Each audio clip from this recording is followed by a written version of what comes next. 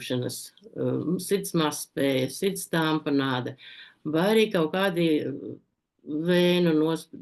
nosprostojumi, lielo vēnu, tas, ko izraisa vai nu audzējs, vai limfnods palielināts, vai kaut kāds cits mehānisms, kas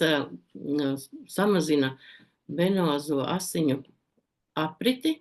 vai arī paplašinātas arī tur vēnes, un asinis vienā vietā atrodas ilgāk, un līdz ar to arī no šiem asinsvadiem izplūst šķidrums apkārtējos audos un veidojas šīs tūskas. Arī toksiskas vielas var izraisīt tūskas, gan tādas, kas rodas organismā, piemēram, tur histamīns,